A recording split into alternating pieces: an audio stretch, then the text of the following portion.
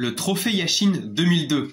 Ah, 2002, c'est peut-être l'année qui ressemble le plus à 2022 avec cette Coupe du Monde totalement folle, avec de nombreux rebondissements, beaucoup de surprises. On va commencer en numéro 5 avec Hans-Jörg Butt, le gardien du Bayer Leverkusen. En effet, le Bayer Leverkusen est le grand perdant de cette année. Pourquoi? Parce que il finit deuxième dans chacune des compétitions dans lesquelles il prend part. Il perd en finale de Coupe d'Allemagne, il perd le championnat en étant deuxième et bien évidemment, il perd la finale de Ligue des Champions.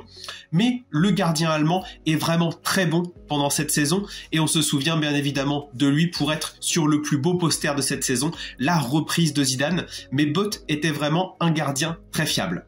En quatrième position, je vais mettre Roustou, le gardien turc, qui ensuite signera bien évidemment au Barcelone parce qu'on a bien évidemment les panic buy de la saison juste après une Coupe du Monde. Mais Roustou fait vraiment une très belle Coupe du Monde. C'est vraiment l'équipe qui pose le plus de problèmes au Brésil avec le premier match et ensuite la demi-finale. Bien évidemment, il y a également la Belgique, on en reparlera, mais cette Turquie était vraiment bonne et Roustou fait vraiment un très bon mondial avec notamment ses signes ici, juste en dessous, de guerrier. Et on se souvient qu'il réalise une super parade face au Sénégal pour enchaîner juste après avec un but turc. En troisième position, je mets Marcos, le gardien du Brésil. Alors on le catalogue un petit peu comme un gentil accompagnateur de cette équipe de stars, en effet les 5 R du Brésil. Néanmoins, Marcos a vraiment gagné sa place, tout d'abord avec un changement de sélectionneur, c'est Felipe Scolari qui le positionne comme numéro 1, mais bien évidemment il met sur le banc Dida, l'une des légendes ensuite en Europe, et Rogério Ceni qui a marqué beaucoup de buts sur coup franc et qui était vraiment très coté au Brésil. Mais Marcos était déjà un très bon gardien et notamment son match face à la Belgique permet vraiment au Brésil de remporter cette Coupe du Monde et notamment il a été décisif dans chacun des matchs à élimination directe. Il ne prendra qu'un seul but sur l'erreur de Lucio face à l'Angleterre. En numéro 2, je mets San Iker Casillas. Alors là, c'est vraiment le joueur au gong de cette saison 2001-2002. Pourquoi? Parce que Iker Casillas, peu à peu, perd sa place de numéro 1 en faveur de César et est même numéro 2 pour la finale de Ligue des Champions.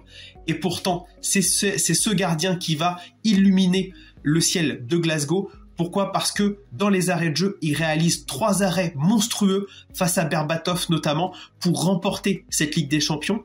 Et il devient même numéro 1 en Espagne suite à une blessure de Canizares totalement stupide qui a un parfum qui lui coupe une partie du denton d'Achille. Et donc il est numéro 1 pour l'Espagne et il est vraiment très fort dans cette Coupe du Monde avec notamment 7 séances de tir au but remportées face à l'Irlande où il glane ce surnom de San Iker. Malheureusement, il se fera éliminer par la Corée en quart de finale. Et enfin, en numéro 1, Oliver Kahn, qui est le meilleur gardien de la Coupe du Monde 2002 et qui est élu également meilleur joueur. En effet, c'est lui qui porte cette équipe d'Allemagne. Il devenait d'être champion d'Europe avec le Bayern la saison précédente et là, il continue avec une superbe Coupe du Monde. Je me souviens de son arrêt face aux États-Unis, face à la Corée, même face à l'Irlande en poule où il est vraiment très bon. Malheureusement, il y a cette erreur face au Brésil en finale, mais ça n'entache pas vraiment cette Coupe du Monde parce qu'on savait que l'Allemagne était vraiment en dessous du Brésil sur cette finale, en tout cas sur la compétition en général. Mais voilà, Oliver Kahn, c'est le trophée Yashin 2002. Si on parle un petit peu des mentions honorables, moi j'ai un petit peu Gianluigi Buffon.